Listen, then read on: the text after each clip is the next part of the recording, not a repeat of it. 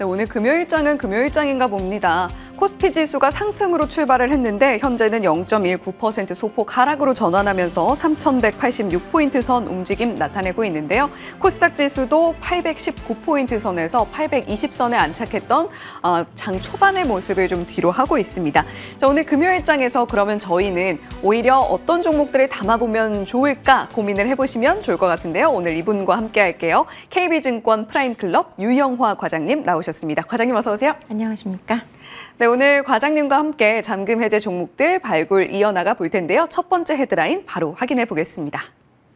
첫 번째 헤드라인입니다. 3조 원, 무려 이렇게 큰 규모의 실탄 장전을 완료한 이 종목이 있죠. 한화 에어로스페이스. 글로벌 방산 확장을 본격화하고 있습니다. 역대 최대의 유증이 흥행을 했다라고 이야기가 나오고 있는데 이제 한화 에어로스페이스 매수를 좀 마음 놓고 해도 될까요, 과장님? 네, 될 것 같습니다. 예. 일단 한화 에어로스페이스가 실적을 발표할 때마다 주가 레벨업을 꾸준히 해왔고 사실 실적이 나오기 전에도 수주로 인해서 주가의 상승세가 가팔랐는데 최근에 이제 조정을 받았죠. 근데 뭐 펀더멘탈이 문제가 있어서 조정을 받았다라기보다는 유상증자의 이제 물량 증가 때문에 일시적으로 이제 좀 비중을 줄여놨었는데 제가 볼 때는 이제 신주 상장되고 물량 소화가 좀 된다면 저는 충분히 다시 비중을 줄여놨던 비중을 다시 늘리는 부분들이 또 나올 거고 거기다가 뭐 지금 유상증자를 한 부분이 뭔가 돈이 없어서 뭐 이런 거보다는 우리가 결국에는 글로벌 방산 시장에서 입지를 공고히 하겠다라는 의미로 유상증자한 거기 때문에 저는 좀 지켜볼 만한 타이밍이 아닌가라는 생각입니다. 예, 한화 에어로스페이스 역대 최대 규모의 유증이 흥행을 한 데에는 이러한 배경이 있다라고 짚어주셨습니다. 자, 그러면 유영화 과장님의 이 방산 종목 중에 탑픽이라고 봐도 무방할 것 같은데요. 오늘의 잠금 해제 첫 번째 종목은 한화 에어로스페이스입니다. 두 가지 키워드 바로 열어보죠. 첫 번째 키워드는 그렇다면 한화 에어로스페이스 어떻게 매수 타이밍 가져가야 될까? 과장님께 여쭤보겠고요. 두 번째 키워드는 천무입니다. 자, 과장님 그렇다면 이제 한화 에어로스페이스 조정을 어느 정도 마무리하고 매수 타이밍 잡아보려는 분들에게는 어떤 포인트를 좀 주시겠어요? 한화 에어로스페이스는 뭐 몇 년간 계속 올라왔기 때문에 사고 싶었던 분들도 내가 올라타면 꼭지 아닌가라는 그런 생각 때문에 아마 쉽게 이제 매수를 못 하셨을 텐데 저는 뭐 어떤 펀더멘탈의 이상이 없는 종목들이 이런 수급적인 이슈로 빠졌을 때가 가장 좀 좋은 기회가 아닌가라는 생각이고요. 사실 실적도 좋고요. 모멘텀도 좋습니다. 그런데 주가만 조정받았기 때문에 저는 지금 이 타이밍이 상당히 긍정적이라고 보고 있고 이제 다가오는 8월 1일 다들 아시는 관세, 상호 관세 이제 부과 시기인데 상호 관세 시한을 8월 1일로 지금 얘기를 해놨기 때문에 예. 지금 다음 주 정도면은 뭐 이제 한두 주 정도 남았거든요. 그러면은 이 관세에 대해서 최근에 이번에는 부과될 수도 있겠다라는 얘기들이 나오고 있어요. 어쨌든 감세에 대한 부분들을 보완하기 위해서 이번에는 관세를 진짜 부과할 수도 있어라는 얘기들이 나오고 있는데 그러면은 시장은 충격을 받을 거고 거기다가 그런데 안 살 수는 없거든요. 그러면 예. 관세 무풍지대 쪽으로 다시 섹터가 주목이 좀 될 가능성이 저는 있다라고 보기 때문에 과거 이제 2월에서 4월에도 보시면 우주국방, 방산이 정말 수익률이 제일 좋았어요. 근데 아시겠지만 일본, 국내 그다음에 말레이시아 쪽으로 관세 거의 이제 타겟으로 이제 정했는데 이게 이제 방위비 타겟도 되거든요. 그래서 저는 개인적으로 계속해서 방산 쪽은 가져가셔야 된다라고 보고 있고 추가적으로 수요가 굉장히 중요하잖아요. 방산도. 네. 그런데 이스라엘과 미국의 이란 핵시설 타격으로 중동 지역에 지정학적 긴장감이 있고 지금 우리나라는 느끼지 못하겠지만 안보 위협이 굉장히 높아져 있는 상황입니다. 그렇기 때문에 중동 국가들과 진행 중인 이 무기체계 계약 협상 속도가 다소 빨라질 수 있을 것 같아요. 그럼 수주 속도도 더 긍정적일 수 있다라고 보고 있고 여러 가지 측면에서 저는 지금은 좀 째려봐야 될 때가 아닌가라는 생각입니다. 예, 과장님께서 말씀해 주시니까 양전을 하고 있어요. 한화 에어로스페이스. 자, 지금 시기적인 모멘텀도 자리하고 있고 방산이라는 이 본질적인 업황의 모멘텀도 분명히 있다라고 말씀을 해주셨습니다. 8월 1일에 만약에 정말로 상호관세가 본격적으로 시행이 된다라고 한다면 다시 관세 무풍지대인 조방원 쪽으로 시선을 옮길 수밖에 없을 텐데 그 가운데에서도 지난 두 달 동안 관세 이야기가 나올 때마다 상승률이 가장 컸던 섹터는 우주 방산이었다라는 부분까지 함께 짚어주셨습니다. 자, 그러면 저희 두 번째 키워드가 천무였거든요. 이 천무가 앞으로 한화 에어로스페이스의 차기 베스트셀러 후보라고요? 예, 저는 천무를 좀 주목하실 필요가 있을 것 같은데, 동사의 이제 베스트셀러는 K9이 가장 좀 큰 베스트셀러로 되어 있는데, 새로운 베스트셀러 후보가 저는 천무가 되지 않을까라는 생각인데, 다연장 로켓 시스템이에요. 수출형 같은 경우는 뭐 단거리 한 80km 가는 거, 그다음에 106km 가는 거, 뭐 중거리, 장거리까지 장착이 가능한데요.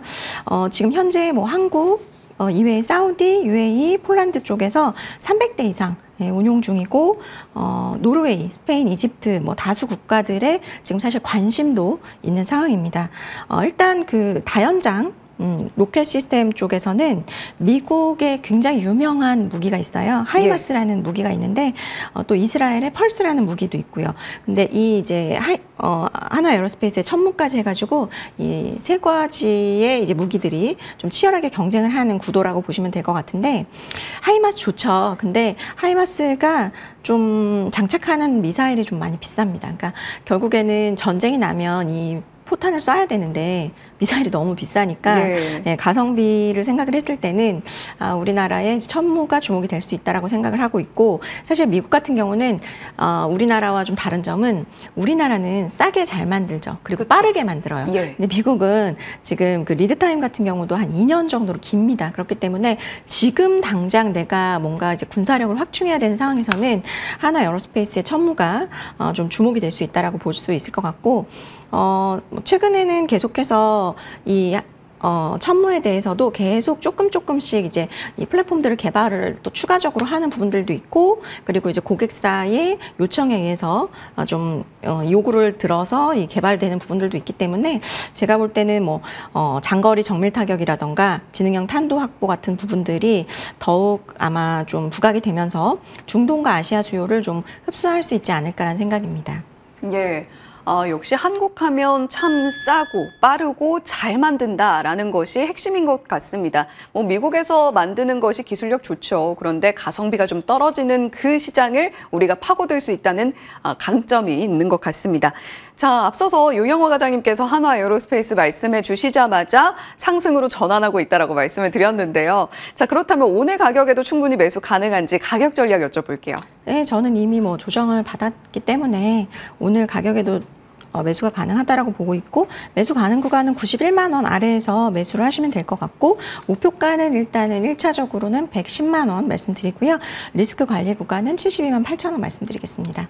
예, 한화 에어로스페이스 현재 89만 원대 후반 지나고 있는데요. 오늘 가격에도 충분히 매수 가능해 보입니다. 91만 원 이하라면 우리가 한화 에어로스페이스 담아볼 만하다라고 말씀해 주셨고요. 목표가로는 110만 원 말씀해 주셨네요. 자, 가격 전략 기억해 주시면 좋겠고요. 두 번째 헤드라인 바로 이어서 살펴보겠습니다. 자, 이번에도 관심 있는 주제이실 것 같습니다. 반도체 이야기, 대덕전자, AMD AI 가속기용, MLB 양산을 마무리했다라는 소식이고요.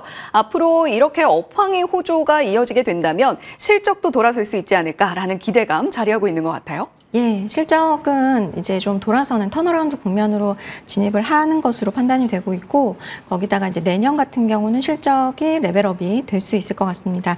특히나 이제 주목하실 부분은 대덕전자가 작년 말에 AMD 쪽에 AI 가속기용 MLB 기판에 대한 샘플을 납품을 했고요. 지금 퀄 테스트도 완료한 것으로 알려져 있습니다. 그렇기 때문에 이제 본격적인 이제 제품 공급을 위한 기반을 마련은 거의 완료가 되었다라고 볼 수 있을 것 같고요. 일단 AMD로 납품을 하는 것이 전 상당히 중요하다고 봐요. 왜냐하면 글로벌 레퍼런스를 확보하는 것이 되게 중요하기 때문에, 이러한 레퍼런스를 확보를 하면 결국 적용 범위가 확대되고 결국에는 이 고객사도 늘어날 수 있는 계기가 될 수 있고, 이것이 결국엔 실적으로 기여가 될 것이기 때문에 저는 턴어라운드에 초입해서 좀 보실만 하지 않을까라는 생각입니다. 예, 대덕전자 앞으로 보신다면 어떤 부분을 봐야 할지 키포인트도 잡아주신 것 같습니다. AMD에 대한 납품 여부가 굉장히 중요할 것이고 이것이 결국에 글로벌 고객사로 하여금 매력도를 높이는 하나의 포인트가 되겠다라고 말씀해 주셨네요. 자, 두 가지 키워드, 대덕전자의 두 가지 키워드 바로 열어보겠습니다. 첫 번째 키워드는 역시 MLB 이야기를 좀 해야 되겠고요. 두 번째 키워드는 전략 고객사입니다. 자, MLB 2026년까지 이어지는 모멘텀이다. 이런 이야기 나오고 있어요. 일단 MLB 기판 쪽의 모멘텀은 올해는 네트워크 쪽, 그리고 내년에는 AI 가속기 쪽이 좀 주도할 가능성이 있다라고 보시면 될 것 같고요. 예상 매출액은 한 430억 원 정도, YOY로 한 45% 성장한 부분인데, 대덕전자의 이제 매출 구성을 보시면 아마도 올해까지도 사실 메모리 기판 쪽이 상당히 많이 차지를 하고 있습니다. 그렇기 때문에 이제 업황을 따라서 주가도 가지 못했었는데, 여기에다가 이제 굉장히 이제 비중이 작았던 ML 기판이 크게 이제 성장을 할 것으로 예상이 되기 때문에 이 부분을 주목을 하실 필요가 있을 것 같고요. 결국에는 이제 앞서 말씀드렸듯이 네트워크 쪽에서 이제 응용처가 통신사나 엔터프라이즈장, 레거시 장비 쪽에서 데이터 센터형 프론트엔드 스위치 쪽으로 확대되는 영향을 아마 오롯이 받게 될 수 있을 것 같고요. 하반기부터는 AI 가속기 쪽으로도 실적 기여도가 좀 예상이 된다라고 보시면 될 것 같고, 세부적인 지금 일정은 2분기까지는 일단 소량 샘플 매출 정도가 나올 것 같고요. 3분기부터 양산 매출이 본격적으로 반영이 될 것 같고, 아마 램프업 같은 경우는 4분기부터 본격적으로 좀 진행이 될 것 같습니다. 그래서 일단 현재로서는 AI 가속기 대응 물량을 위해서 분기 캐파 한 400억 원 정도 되는데, 내년 상반기에는 한 1,000억 원 정도로 늘어날 것으로 판단이 되기 때문에 이쪽 부분을 좀 긍정적으로 보고 있고, 올해 영업이익은 한 287억 원이지만 내년에는 한 700억 원 정도로 점프업을 할 수 있다라고 보고 있습니다. 그래서 최근 들어서 이제 삼성전자의 긍정적인 뷰가 나오고 있는 GDDR7이 있죠. 그것도 이제 수요 증가가 되는 부분들이 있기 때문에 뭐 제가 볼 때는 DDR5나 GDDR7이나 모두 하반기부터 수요 증가가 좀 예상되는 부분들이 있어서 메모리 쪽의 매출액 반등은 지금 턴어라운드 하고 있는데 이것이 일시적인 부분이 아니라 구조적으로 좀 돌아설 수 있다라는 부분들. 그 다음에 최근에는 방산 관련 고객사가 또 확보가 되면서 예. 해당 분야 매출도 우상향이 꾸준하게 이어지지 않을까라는 생각입니다. 예, 무엇보다 반갑다고 느껴지는 과장님의 말씀이 일시적인 흐름이 아니라 구조적인 회복 국면으로 판단이 된다라는 포인트가 되겠습니다. 앞으로 계속해서 성장을 할 수 있고 이제 우리는 그 전환점에 서 있다라고 봐도 무방할 것 같은데요. 대덕전자 이제 본격적으로 지켜볼 만한 모멘텀의 자리에 있는 것이 아닌가라는 생각이 듭니다. 두 번째 키워드는 저희 전략 고객사였는데요. 앞서서 AMD도 언급을 해주셨고 주요 방산 기업도 고객사로 확보를 한 것으로 전해진다라고 말씀을 해주셨는데, 전략 고객사를 확보하는 게 왜 중요한가요? 아무래도 물줄을 만나는 게 예. 네, 기업에게는 굉장히 중요하기 때문에 그쵸. 네, 일단 지금 아마 이제 미국 주식을 하시지 않으시는 분들은 소식을 잘 모르실 수도 있는데, 지난 6월에 오라클이 그러니까 AMD의 이제 그 칩인 MI355X 13만 대를 기반으로 하는 대규모 AI 클러스터 구축을 하겠다라고 계획을 발표를 했습니다. 그런데 중요한 것은 왜 오라클은 데이터 센터 만드는데 엔비디아의 GPU를 쓰지 않지? 라는 생각이 드실 거예요. 그래서 AMD의 최근 주가 흐름도 좋았던 것은 AMD가 이 틈새 시장에서 뭔가 역할을 해줄 수 있다라는 기대감이 올라오고 있는 상황이고, 이 MI355X 같은 경우의 특징은 경쟁 제품 대비해서 메모리 용량이 50% 정도 높습니다.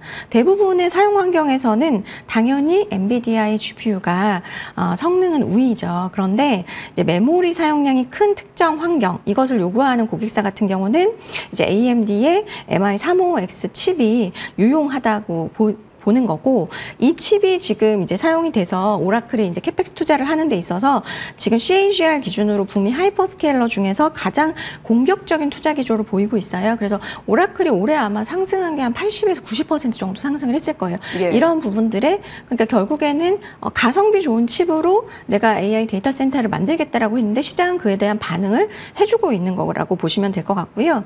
결국 고객사의 AI 가속기, 출하량, 그리고 동사의 MLB 매출액의 그러니까 출하량은 고객의 출하량은 MLB 매출로 이어질 것이기 때문에 계속해서 좀 관심을 가지고 지켜보실 필요가 있다라고 보고 있고, 지금 25년도에는 한 350억 원 정도 될 것 같지만 내년에는 한 1,800억 정도까지도 MLB 쪽이 점프업할 수 있다라고 보고 있고요. 가장 중요한 거는 대덕전자 같은 종목은 꿈으로 가는 종목은 아니거든요. 예. 그러면 결국에는 냉정한 밸류에이션의 평가를 받아야 되는데 지금 사실 밸류에이션 상으로 너무 저평가 상태예요. 이 종목이 메모리를 비중을 많이 갖고 있기 때문에 PBR이 거의 삼성전자와 같이 움직이는데 여전히 좀 낮은 레벨이라고 보시면 될 것 같고, 저는 이제 MLB 결국에 AI 가속기향으로 매출이 늘어나게 되면 충분히 밸류에이션 리레이팅이 일어날 수 있다라고 보고 있습니다.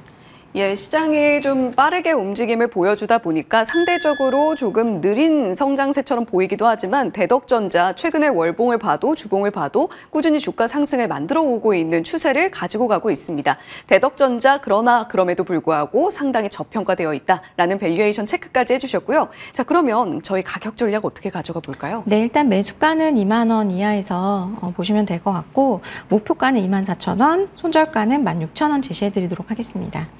예, 대덕전자 오늘 가격보다 살짝 조금 더 눌리면 매수를 고려해 보셔도 좋겠고요. 2만 원 이하에는 충분히 매수 가능하다라고 말씀해 주셨습니다. 목표가 24,000원 잡아주셨으니까요. 대덕전자에 대한 목표가도 함께 체크해 보시길 바랍니다. 자, 오늘 금요일에 잠금 해제 KB증권 프라임클럽 유영화 과장님과 함께했습니다. 오늘 말씀 고맙습니다. 감사합니다.